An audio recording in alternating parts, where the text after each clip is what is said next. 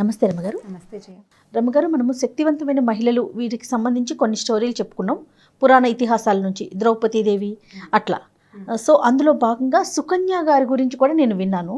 So దానికి సంబంధించి ఆవిడ శక్తియుక్తులు ఏంటో ఒకసారి మన మహిళలందరికీ కూడా తెలియచేద్దాం. సుకన్య అంటే పతివ్రత జయ. ఇప్పుడు పతివ్రత కథలు చెప్తే ఈ రోజుల్లో జనాలకు ఎంత మటుకు నచ్చుతుందో మరి. పాతివ్రత్యవనంగానే అంటే భర్తని బాగా ఫాలో అవ్వటం. పతివ్రత అంటే అదే కదా, హస్బెండ్ని ఫాలో అవ్వటం, అతను ఎలా ఉన్నా వాడిని భరించటం, ఎలా ఉన్నా ఇక అతనితో ఉండటమే. పాతకాలపు కథలు కదా ఇవి. పురాణ గాథల్లో ఇలా పతివ్రత మా తల్లుళ్ళు బోళ్ళంత మంది ఉన్నారు. మనకి సావిత్రి, మన సతీ సావిత్రి కథ వింటుంటాం. ఆవిడ ఏముడు వెనకాల వెళ్ళి భర్తను తెచ్చేసుకుందని. ఈ సుకన్య కథ కూడా కొంచెం ఇంచుమించుగా అలాంటి కథ. అంటే వినడానికి ఇంట్రెస్టింగ్గా ఉంటుంది. పిల్లలకి చెప్పే రకరకాల పురాణ గాథల్లో చెప్పచ్చు. దీనివల్ల మనకి ఈవిడ స్ట్రాంగ్ అనే చెప్పాలి. అంటే ఒక్కొక్కళ్ళది ఒక్కో స్ట్రెంగ్త్, ఈవిడదో రకం స్ట్రెంగ్త్ అనమాట. అయితే ఈ సుకన్య అనే అమ్మాయి శర్యాతి అనే ఒక రాజుగారి కూతురు, రాజుగారి అమ్మాయి. ఒక పిల్ల చక్కగా సంతోషంగా ఉండేది, యాక్టివ్గా మంచి అమ్మాయి అనమాట. అయితే ఒకసారి ఏమైందంటే వీళ్ళు వనభోజనానికి ఏదో వనవిహారానికి వెళ్ళారు. వెళ్తే తల్లిదండ్రి ఎక్కడో చెట్టు కింద కూర్చున్నారు. అంటే పెద్దవాళ్ళంతా ఒక చోట ఉంటే ఈ అమ్మాయి తన ఫ్రెండ్స్ తోటి తిరుగుతూ ఒక చోటకి వెళ్తే ఒక పుట్ట కనపడింది. ఆ అమ్మాయికి ఒక పెద్ద పుట్ట కనపడితే, సరే పుట్ట అంటే పాములు ఉంటాయి అనుకుంటాం సహజంగా. అటు ఇటు నడుస్తున్నప్పుడు ఆ పుట్టలోంచి ఒక 2 కంతల్లో మిణుగురు పురుగులు కనిపించినాయి ఆ అమ్మాయికి. మిణుగురు పురుగులు అంటే రాత్రిపూట మెరిసే పురుగులు. అయితే ఈ పుట్టలోంచి కనపడితే ఇది ఏమనుకుందంటే ఈ అమ్మాయి, 2 పురుగులు పగటి వేళ ఎలా కనపడుతున్నాయి, ఇదేదో చిత్రమైన పురుగు అనుకుని ఏం చేసిందట, 2 పుల్లలతోటి, అంటే పురుగుని కదుపుదామనుకుంది. పురుగు ఒక చోట వాలి ఉంటుంది, దాన్ని మనం ఇలా ప్రిక్ చేసామను కదిపామనుకో అది లేస్తుంది కదా అని అనుకుని ఏం చేసింది, 2 పుల్లలు పట్టుకుని ఈ పుట్టలో ఇలా 2 పుల్లల్ని ఒకటేసారి అలా పెట్టేసరికి అలా ఏమైంది, ఒక చిన్న మూలుగు వినపడింది. తర్వాత ఈ పుట్టలో కనపడుతున్న ఏ హోల్స్లో నుంచి కనిపిస్తుందో అక్కడ నుంచి రక్తం రావడం మొదలుపెట్టిందట. ఈ అమ్మాయి భయపడింది, ఎవరో ఉన్నారు లోపలని అనిపించింది. ఈ రక్తం కారిపోతున్నది ఏమిటో తెలియలే, పరిగెత్తుకుంటూ వెనక్కి వచ్చేసి అక్కడ ఏదో ఇట్లా జరిగిందని చెప్పింది తండ్రికి. చెప్పేసరికల్లా ఈ తండ్రి ఏం చేశాడు, ఏమిటి అని బాగా చుట్టుపక్కల అన్ని చోట్ల విచారిస్తే చ్యవన మహర్షి అనే ఒక మహర్షి ఆయన తపస్సు చేసుకుంటున్నాడు. ఆయన చుట్టూతా పుట్ట పెరిగిపోయింది. ఈ పుట్టలో నుంచి ఆయన కళ్ళు, నేత్రాలు మాత్రం కనపడుతున్నాయి. ఆ అమ్మాయికి ఆయన కళ్ళు తెరిచే యోగంలో ఉన్నారు. మెరిసేసరికి ఈ అమ్మాయి ఏమనుకుంది, అవేవో పురుగులుగా భ్రమపడి ఇలా పుల్లలు పెట్టి పొడి చేసింది. ఆయన తపస్సులోంచి వెంటనే బాధ కలిగేసరికి మూలిగారు, తపస్సులోంచి బయటకు వచ్చేసారు. దాంతో ఈయన కళ్ళు పోయినాయి. ఆ 2 పుల్లలు గుచ్చేసింది కదా అమ్మాయి. చూసేసరికల్లా రాజుగారు ఏం చేశాడు, చాలా దుఃఖపడి, అయ్యో నా కూతురు వల్ల ఇలాంటి ప్రమాదం జరిగిందని చెప్పి చాలా బాధపడి ఏం చేశారంటే, అయ్యా ఈ తప్పుకి మా అమ్మాయి చేసిన ఈ పొరపాటుకి ఏదైనా ఒక పరిహారం చెప్పండి అంటే ఆయన ఏమన్నాడు, ఏం పరిహారం చెప్పాలి, నేను ఇప్పుడు ఏమీ పని చేసుకోలేను, కన్ను బాధగా ఉంది, మొదటిది ధ్యానం తప్పిపోయింది, మళ్ళీ నాకు ధ్యానం కుదిరేదాకా నేను ఆ మామూలు జీవితం గడపాలి, ఇప్పుడు ఈ ఒక్కడనే ఉండాలి, ఈ కళ్ళు పోయిన వాడిని నేను ఎలా ఉంటానో అంటే ఈయన ఏమన్నాడు, నా కూతుర్ని మీకు ఇచ్చి పెళ్లి చేస్తాను, ఆ అమ్మాయి మీకు పరిచర్య చేస్తుందని చెప్పాడు రాజు. ఈ చిన్న పిల్లని ఆ వృద్ధుడైన చ్యవన మహర్షికి ఇచ్చి పెళ్లి చేసేసారు. అయ్యో, ఆ అమ్మాయి వల్లే కదా ఈ కళ్ళు పోయినాయి. మరి సో ప్రాయశ్చిత్తం ఆ అమ్మాయి తప్పుకు పరిహారం చెల్లించవలసిందే. ఆ పిల్ల కూడా తను చేసిన తప్పుకి పరిహారం చెల్లించాల్సిన త్రికరణ శుద్ధిగా ఈయన్ని పెళ్లి చేసుకోవడానికి ఒప్పుకుంది. పెళ్లి చేసి ఆ పిల్లని ఆయనతో పాటు పంపించేశారు. ఇప్పుడు రాజుగారు అమ్మాయి కదా, ఈయన్ని రాచరికపు దీంట్లో ఒక అడవిలో, మరి అడవి కాదు, వీళ్ళ దగ్గర ఏ పార్కులోనూ ఆయన్ని కూర్చోబెట్టి ఓ అంతఃపురం కట్టి రాజసౌధం కట్టి ఉంచల. ఆయన ఎక్కడికి పోతే అక్కడికి పిల్ల వెళ్ళిపోవాల్సింది, ఆయన భార్య ఆయన వెనకాల పడి. ఆయన ఎక్కడో అడవిలో ఉంటాడు, ఈ పిల్లని కూడా ఆయనతోటి పంపేశారు. ఆ అమ్మాయి ఆయనకు కావాల్సిన నీళ్లు పాలు పట్టుకొచ్చేది, ఏదో వంట చేసేది, దేవుడికి పూజకి అన్నీ ఏర్పాటు చేసేది, అగ్నిహోత్రానికి పనిచేసేది, సమస్తమైన పనులు ఒంటరిగా ఆయనకి పనిచేస్తూ ఆయనతో పాటు ఉండేది. ఆయనతో పాటే ఉండిపోయింది. అయితే ఏమైందట, కొంతకాలం తర్వాత ఆ అమ్మాయి అడవిలో నుంచి నీళ్లు పట్టి తెచ్చుకోవాలి కదా రోజు. ఈ నీళ్ల కోసం వెళ్ళేసరికల్లా అశ్విని దేవతలు కనపడ్డారు ఆ అమ్మాయికి. ఈ అశ్విని దేవతలు ఎవరంటే దేవ వైద్యులు, వైద్య దేవుళ్ళు. అది సరిగ్గా చెప్పాలి, దేవ వైద్యులు అనకూడదు, వైద్య దేవుళ్ళు. అంటే ఇప్పుడు దేవతల్లో ఒక జోడు ఉన్నారు, 2 అశ్విని దేవతలు ట్విన్స్. వీళ్ళు ఏంటంటే వైద్యానికి అధికారులు అన్నమాట. చాలా అందమైన వాళ్ళట, వాళ్ళు ఎంతో సౌందర్యవంతులు. ఈ అశ్విని దేవతల తాలూకు అంశతోటి పుట్టిన వాళ్ళే మన మహాభారతంలో ఉన్న నకులుడు సహదేవుడు. వాళ్ళు ట్విన్సే, వీళ్ళు కూడా ట్విన్సే అట్లా.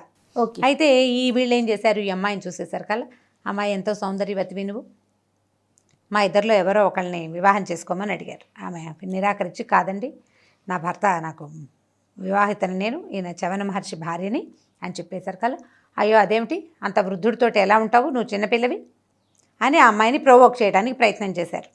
ఆ అమ్మాయి ససేమిరా ఒప్పుకోలేదు. ఒప్పుకోక ఇంటికి వెళ్ళిపోయి చవనుడికి చెప్పింది, ఇట్లా జరిగింది, ఇలా జరిగిందని చెప్పేసరికల్లా, సరే మళ్ళీ వెళ్ళినప్పుడు మళ్ళీ ఇంకొకసారి నీళ్ళకి వెళ్ళేసరికల్లా వాళ్ళు కనపడ్డారు. వాళ్ళు ఏమన్నారంటే, అమ్మాయి నీ భర్తకి కళ్ళు లేవు కదా, నువ్వు ఇంత చక్కటి దానివి, ఇవి కళ్ళు లేని భర్తతోటి ఎట్లా ఉంటావు, మేము నీ భర్తకి కళ్ళు వచ్చేలాగా చేస్తాం, దానికి ప్రతిగా ఆయన్ని మాకేదైనా చేయమని అడుగు, కళ్ళు కనపడవు కదా చవన మహర్షికి అని అడిగేసరికల్లా ఈ అమ్మాయి ఏం చేసింది, చవన మహర్షి దగ్గరికి వెళ్ళి, అయ్యా ఈ అశ్విని దేవతలు మళ్ళీ కనపడ్డారు, వాళ్ళకి యజ్ఞభాగం కావాలట, నీకు కళ్ళు తెప్పిస్తామంటున్నారు, నువ్వు మాట్లాడతావా వాళ్ళతో అంటే ఆయన ఒప్పుకున్నాడు. ఈ అశ్విని దేవతలు వచ్చి చవన మహర్షిని కలిశారు. ఏంటంటే వీళ్ళకి అశ్విని దేవతలు మామూలుగా మనం హోమాలు అవి చేస్తారు భూలోకంలో, యాగం హోమం యజ్ఞం చేస్తారు కదా, ఈ యజ్ఞంలో వేసినటువంటి హవిస్సుని అగ్ని అందరికీ అందిస్తాడు, దేవతలందరికీ. అశ్విని దేవతలకి అందులో భాగం లేదు, వాళ్ళకి రాదు. అయితే వాళ్ళు మేము చిక్కిపోతున్నాము, మాకు కూడా హవిస్సు కావాలి, ఒట్టి అమృతంతో మా పొట్టలు నిండవు, వీళ్ళందరూ హవిస్సు తీసుకుని కదా బలపడుతున్నారు మిగిలిన దేవతలంతా, మేము కూడా ఈ యజ్ఞ భాగానికి అర్హులని కావాలి, మేము కూడా మాకు కూడా ఈ భాగాన్ని అందించాలి అని అడిగారు. చవనుడిని ఏమడిగారంటే, నువ్వు చాలా తపశక్తి సంపన్నుడివి, మాకు ఈ యజ్ఞ భాగాన్ని ఏర్పరచు, నువ్వు నీ కళ్ళు మేము తెప్పిస్తామని అడిగితే సరే ఆయన ఏం చేశాడు, ఒప్పుకున్నాడు. అప్పుడు అశ్విని దేవతలు ఏం చేశారు, తమతో పాటు ఈ చవనుడిని తీసుకెళ్ళి అక్కడ ఉన్న ఒక కుండల్లో మునిగారట. మునిగేసరికల్లా బయటకు వచ్చేసరికల్లా వాళ్ళంత నూతన నవ యవ్వనంతో చక్కటి రూపురేఖలతోటి చవన మహర్షి యంగ్గా బయటకు వచ్చాడు ఆ నీళ్ళలోంచి. వచ్చాక వీళ్ళ కోసం చాలా పెద్ద యజ్ఞం చేసి అశ్విని దేవతలకు కూడా ఈ ఇందులో హవిర్భాగాన్ని ఏర్పరిచాడు. అయితే ఆ కాలంలో ఏమైందట, ఈ అమ్మాయి భర్తతోటి హాయిగా సంతోషంగా గడుపుతోంది. వాళ్ళ అమ్మ నాన్న పిల్లని చూడడానికి వచ్చేసరికల్లా దూరం నుంచి ఒక కుర్రాడు తమ కూతురు హాయిగా సరసలాపాలాడుతూ ఈ అడవిలో తిరగడం కనపడేసరికల్లా రాజుగారికి కోపం వచ్చేసింది. అయ్యో చవన మహర్షి వృద్ధుడు, ఆయన కళ్ళు పొడి చేసింది చాలక వృద్ధ భర్తని ఏం చేసేసిందో నా కూతురు దుర్మార్గురాలైపోయింది, వీడెవరితోటో తిరుగుతోందని ఆయన ఏం చేశాడు, కత్తి తీసుకుని కూతురుని చంపడానికి వచ్చాడట. ఆ రాజు ఎంత గొప్పవాడో చూడండి. అప్పుడు ఈ చవనుడే ఆపి, నేను చవనుడినే, చిన్నతనపు రూపం మళ్ళీ నాకు వచ్చేసింది, అశ్విని దేవతల వల్ల ఇది జరిగిందని చెప్పేసి ఈ రాజుకి చెప్పి, ఇట్లాంటి సద్బుద్ధి కలిగిన కూతుర్ని కన్నా నువ్వు, నీకు కూడా ఇంతకంటే గొప్ప సద్బుద్ధి ఉంది, సుత శతం కలుగుతారు, 100 మంది కొడుకులు పుడతారు నీకని చెప్పి ఆయన్ని రాజుని దీవించాడట. ఈ సుకన్య తర్వాత వారికి సంతానం లేదు. ఆ తర్వాత 100 కొడుకులు పుట్టారట శరియత్ మహారాజుకి, రాజుగారికి.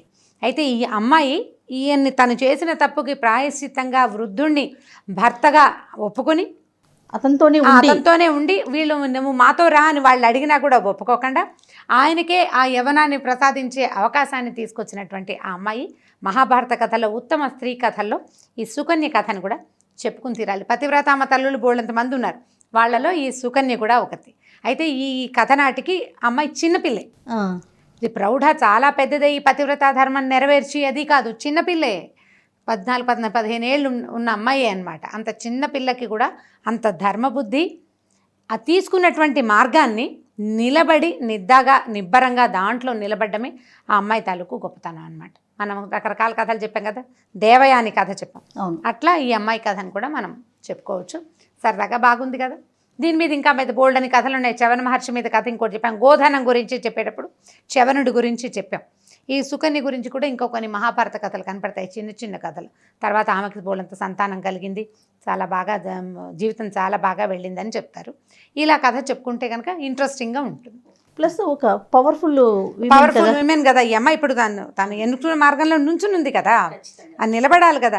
పెళ్ళిళ్ళు చేసుకుని నిలబడలేని జనాలందరూ వీళ్ళని చూసి తెలుసుకోవాలన్నమాట.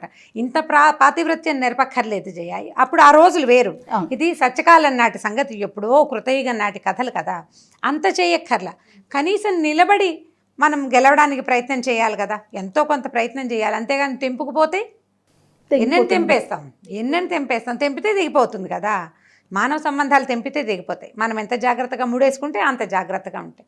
కేర్ఫుల్గా ఉంచుకోవాల్సిందే మనం. ఆ అమ్మాయి పెళ్ళికి మంచి విలువ ఇచ్చింది, తను చేసిన తప్పుకి ప్రాయశ్చిత్తం చేసుకోవాలనుకుంది. ఆ 2 ఇచ్చిన విలువల వల్ల సుఖవంతమైన జీవితం వచ్చింది తర్వాత ఆ అమ్మాయికి. Right. Thank you so much రమ్మ గారు. ఓకే చేయ. ఈ వీడియో కనుక మీకు నచ్చినట్లయితే